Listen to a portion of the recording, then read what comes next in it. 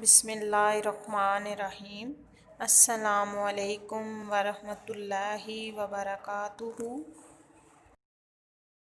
طالبات، آج کا ہمارا لیکچر نمبر 6 رکوع نمبر 4 سے متعلق ہے۔ رکوع نمبر 4 آیت نمبر 28 سے شروع ہو کر آیت نمبر 34 پہ ختم ہوتا ہے۔ پیارے بچوں، پہلے ہم معنی پڑھ لیتے ہیں، سمجھ لیتے ہیں، اس کے بعد آیت کا بامحاورہ ترجمہ اور مفہوم سمجھیں گے۔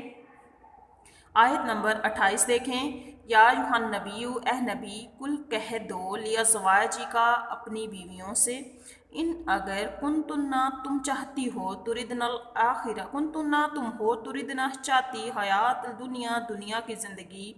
وزینتہا اور اس کی زینت، فتعالینا تو آؤ، اماتکنا میں تمہیں کچھ مال دوں، واسہرکنا میں تمہیں رخصت کر دوں، سراحاً رخصتی جمیل اچھی۔ اے پیغمبر، اپنی بیویوں سے کہہ دو کہ اگر تم دنیا کی زندگی، اس کی زینت و آرائش کی خواستگار ہو تو آؤ میں تمہیں کچھ مال دوں اور اچھی طرح سے رخصت کر دوں۔ پیارے بچوں، غزوہ احزاب کے بعد، غزوہ بدر کے بعد، غزوہ احزاب کے بعد جب عام مسلمانوں میں خوشحالی آ گئی، مسلمانوں کو مال غنیمت حاصل ہوا، مسلمانوں کی مالی حالت بہتر ہو گئی، تو مسلمانوں نے اپنی بیویوں کے نان و نفقہ میں اضافہ کر دیا۔ نان و نفقہ سے مراد یہ کہ ان کے کھانے پینے میں، ان کے رہائش میں اور اس کے علاوہ ان کے پہننے اوڑھنے میں اضافہ کر دیا، ان کو بہتر چیزیں دلانا شروع کر دیں۔ تو اس وقت جب تمام مسلمانوں نے اپنی بیویوں کو ان کا خرچ زیادہ دینا شروع کیا، تو پیغمبر کی بیویوں نے بھی پیغمبر سے مطالبہ کیا کہ ان کے نان و نفقہ میں اضافہ کیا جائے، ان کے خرچ میں اضافہ کیا جائے۔ تو یہ بات پیغمبر مصطفیٰ صلی اللہ علیہ وآلہ وسلم کو ناگوار گزری، کیونکہ اللہ تعالیٰ نے پیغمبر کی بیویوں کو تمام عورتوں کے لیے ایک نمونہ کے طور پہ پیش کرنا تھا، اس لیے ان کو ہر لحاظ سے مکمل کرنا تھا۔ تو پیغمبر کو یہ بات ناگوار گزری۔ جب پیغمبر کو یہ بات ناگوار گزری تو اللہ پاک کو بھی یہ بات ناگوار گزری، تو اس وجہ سے اللہ تعالیٰ نے یہ آیت نازل کی اور پیغمبر کی بیویوں کو کے سامنے دو باتیں رکھی۔ ایک بات وہ اختیار کریں، یا تو وہ اگر وہ دنیا کی زندگی چاہتی ہیں، اس کی زینت چاہتی ہیں، تو وہ پیغمبر کے گھر سے مال لیں اور رخصت ہو جائیں۔ یعنی اگر وہ دنیا کی زندگی کے طلبگار ہیں، دنیا چاہتی ہیں، تو وہ پیغمبر کے گھر سے مال لے کر جا سکتی ہیں۔ دوسری بات اگلی آیت میں، آیت نمبر 29 میں، وَإِن كُنتُنَّ اگر تم ہو، تُرِدْنَ چاہتی اللہ، اللہ و رسولہ اور اس کے رسول کی، والدار الآخرات اور آخرت کے گھر کی، فَإِنَّ اللَّهَ تو بے شک اللہ اعطیٰ تیار کیا، للمحسنات نیکوکاری کرنے والیوں کے لیے، منکن تم میں سے، اجرن اجر عظیم بڑا۔ دوسری بات یہ فرمائی کہ اور اگر تم خدا اور اس کے پیغمبر اور عاقبت کے گھر یعنی آخرت کے گھر یعنی جنت، بہشت جنت کی طلبگار ہو، تو تم میں سے جو نیکوکاری کرنے والی ہیں ان کے لیے خدا نے اجر عظیم تیار کر رکھا ہے۔ یعنی جو کوئی پیغمبر کو اللہ تعالیٰ نے فرمایا کہ اپنی بیویوں کے سامنے دو باتیں رکھو۔ پہلی بات ہم نے یہ پڑھی کہ اگر تم دنیا کا مال، اس کی زینت چاہتی ہو تو پیغمبر کے گھر سے مال لے کر رخصت ہو جاؤ۔ دوسری بات یہ پیغمبر کی بیویوں کے سامنے رکھی کہ اگر تم خدا، اس کے پیغمبر اور آخرت کے گھر کی طلبگار ہو، یعنی اگر تم اس چیز پر ایمان رکھتی ہو کہ جنت تمہیں دی جائے گی اور تمہیں اس کا بہتر اجر ملے گا، اگر تم دنیا میں صبر کرتی ہو، تو جو نیکوکاری کرنے والی ہیں ان کے لیے اللہ نے بہت بڑا اجر تیار کر رکھا ہے۔ جب یہ دو باتیں پیغمبر کی بیویوں کے سامنے رکھی تو انہوں نے وہ ڈر گئیں اور کہنے لگی کہ ہم اللہ اور اس کے رسول اور آخرت کے گھر کی طلبگار ہیں اور ہم پیغمبر کے ساتھ رہنا چاہتی ہیں، پیغمبر کو چھوڑ کر جانا نہیں چاہتی۔ یہ بات آپ صلی اللہ علیہ وسلم نے پہلے حضرت عائشہ صدیقہ سے فرمائی اور اس کے بعد باقی ازواج محترات سے، اور جو حضرت عائشہ صدیقہ نے آپ صلی اللہ علیہ وسلم کو جواب دیا وہی جواب باقی ازواج محترات کا تھا۔ آیت نمبر 30، یا نساء نبی، اے نبی کی بیویوں، پیغمبر کی بیویوں، من یاتی جو کرے گی، منکن تم میں سے، بفاحشاتن سری ناشائستہ، مبیناتن کھلی یعنی سری ناشائستہ حرکت، یضاعف تو دیا جائے گا لہا اس کے لیے، عذاب و عذاب ضعفین دو گنا یا دو چند، وقانا اور ہے ذالک یہ اللہ اللہ پر یسیر آسان۔ اے پیغمبر کی بیویوں، تم میں سے جو کوئی سری ناشائستہ الفاظ کہہ کر پیغمبر کو ایذا دینے کی حرکت کرے گی، اس کو دونی سزا دی جائے گی، یہ بات خدا کو آسان ہے۔ पैगम्बर की बीवियों को अल्लाह ताला ने मुखातिब करके फरमाया कि जो कोई सरी नाशास्ता से मुराद यानी वो अल्फाज के जिससे पैगम्बर को इजाद है, जैसे वो नान और नफ़का वाली बात की तो पैगम्बर को इससे तकलीफ़ हुई। अगर कोई इस तरह के अल्फाज कहकर पैगम्बर को तकलीफ़ देने की कोशिश करेगी तो उसके लिए हमने दुगनी सज़ा तैयार कर रखी है, दुगना अजाब तैयार कर रखा है। ये बात पैगम्बर की बीवियों के हवाले से अल्लाह ताला को आसान है। फिर फरमाया वमन यकनुत, और जो फर्मा बरदारी करेगी मिन कुन्ना तुम में से, लिल्लाही अल्लाह व रसूली ही, और उसके रसूल की, व तामल और अमल करेगी सालिहन नेक, नूतिहा हम उसे देंगे अजरहा उसका अजर मर्रतैन दुगना, वातदना और हमने तैयार कर रखा है लहा उसके लिए रिस्कन रिस्क करीम इज़्ज़त वाला। और जो कोई तुम में से खुदा और उसके रसूल की फर्मा बरदारी करेगी और नेक अमल करेगी तो उसको हम दूना सवाब देंगे और उसके लिए हमने इज़्ज़त की रोज़ी तैयार कर रखी है। देखें जी, यहाँ पे हमने पढ़ा कि जो कोई अगर सरी नाशाइस्ता हरकत करेगी तो उसको सज़ा दुगनी दी जाएगी, यानी उसके लिए सज़ा भी दुगनी है। ये पैगम्बर की बीवियों के लिए है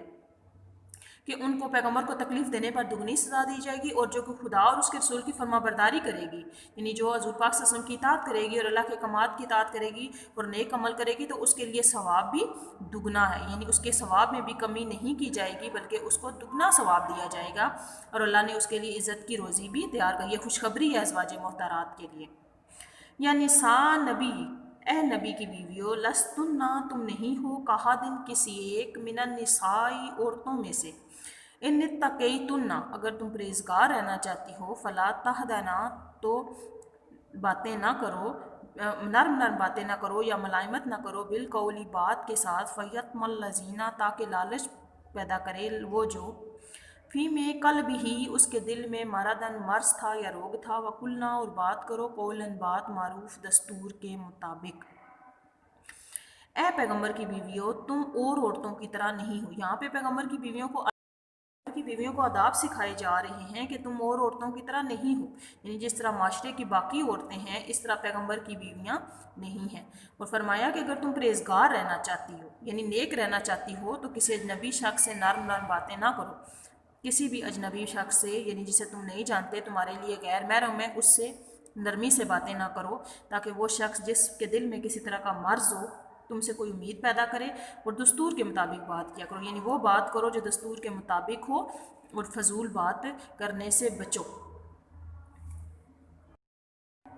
आयत नंबर 33, वकरना, यहाँ पे और आदाब सिखाए जा रहे हैं पैगम्बर की बीवियों को। वकरना और ठहरी रहो, फ़ी में बयूतिकुन्ना अपने घरों में, वला तबरजना और जीनत ना दिखाती फिरो, तबरुजा जीनत जाहिलियाती ज़माने जहलियत में, ऊला पहले, अकिमना और कायम करो सलाता नमाज, वातईना और देती रहो ज़काता ज़िकात, वातईना और इताअत करो अल्लाह व रसूला उसके रसूल की, और अपने घरों में ठहरी रहो। और जिस तरह ज़माना जहलियत के दिनों में एज़हार तजम्मुल करती थी इस तरह जीनत ना दिखाओ, और नमाज़ पढ़ती रहो और ज़कात देती रहो और खुदा और उसके रसूल की फर्मा बरदारी करती रहो। प्यारे बच्चों, ज़माना जहलियत में औरतें बनाओ सिंगार करके अपने जिस्म की, अपने हुस्न की नुमाइश करती थी, बेहिजाब गलियों में निकलती थी, बाज़ारों में घूमती थी। तो औरतें, कोई पर्दे की पाबंदी नहीं थी, औरतें पर्दा नहीं करती थी और इस तरह का लिबास पहनती थी जिससे उनके जिस्म के खदुखाल ज़ाहिर हों, जिस्म की नुमाइश हो। तो अल्लाह ताला ने पैगम्बर की बीवियों को ये सब करने से मना फरमाया और उन्हें इस चीज़ की हिदायत फरमाई कि नमाज कायम करो। अब इन अदाब के साथ साथ इबादत के बारे में भी फरमाया कि नमाज पढ़ती रहो, ज़कात देती रहो और खुदा और उसके रसूल की फर्मा बरदारी करती रहो। इन नमा बेशक नहीं, युरीदुल्लाहु या इसके सिवा नहीं, युरीदुल्लाहु अल्लाह चाहता है, लियुज़हिबा अनकुम मुलरिजसा, लियुज़हिबा ताकि दूर कर दे, अनकुमुल रिजसा तुमसे निजासत, अहलल बैती अहले बैत, व युताहिराकुम और तुम्हें पाक कर दे, तत्हीर खूब पाक। ए पैगम्बर के अहले बैत, खुदा चाहता है तुमसे नापाकी का मैल कचैल दूर कर दे और तुम्हें बिल्कुल पाक साफ कर दे। अहले बैत, यहाँ पे पहले हम समझ लेते हैं कि अहले बैत से क्या मुराद है। अहले बैत से मुराद हुज़ूर पाक सल्लल्लाहु अलैहि वसल्लम के अज़वाजे मोहतारात के साथ साथ हज़रत फ़ातिमातुल ज़हरा, हज़रत इमाम हसन और हुसैन और हज़रत अली रज़ी अल्लाह तआला अन्हा शामिल हैं, यानी आप सल्लल्लाहु अलैहि वसल्लम के घराने के लोग, जिनमें शामिल हैं अज़वाजे मोहतारात, आप सल्लल्लाहु अलैहि वसल्लम की बीवियाँ, حضرت علی رضی اللہ تعالیٰ عنہ، حضرت امام حسن و حسین رضی اللہ تعالیٰ عنہ اور حضرت فاطمہ الزہرا رضی اللہ تعالیٰ عنہ، ان کے بارے میں اللہ نے فرمایا کہ خدا چاہتا ہے تم سے ناپاکی کا میل کچیل دور کر دے، یعنی تمہیں بالکل پاک صاف کر دے۔ عبادات کے بارے میں یہ بھی فرمایا وَذْكُرْنَا، اور یاد کرو ما جو یتلا پڑھی جاتی ہیں فی میں بیوتکنا تمہارے گھروں میں من آیات اللہ اللہ کی آیات والحکمت اور حکمت کی باتیں،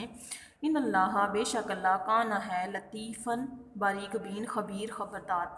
اور تمہارے گھروں میں جو خدا کی آیتیں پڑھی جاتی ہیں اور حکمت کی باتیں سنائی جاتی ہیں ان کو یاد رکھو، بے شک خدا باریک بین اور باخبر ہے۔ نماز کے ساتھ، زکوٰۃ کے ساتھ اور اللہ کے رسول کی فرمانبرداری کے ساتھ ساتھ قرآن پاک کی آیات پڑھنے کا اور حکمت کی باتیں یاد رکھنے کا بھی فرمایا گیا، اور ساتھ یہ بھی بتا دیا کہ اللہ تعالیٰ باریک بین ہے، یعنی ہر چیز سے وہ باخبر ہے، کوئی چھوٹی سے چھوٹی چیز بھی ہے تو اس کے علم سے باہر نہیں ہے، اور ہر چیز کے بارے میں وہ خوب جاننے والا ہے۔ عزیز طلباء طالبات، میں امید کرتی ہوں کہ آپ کو اس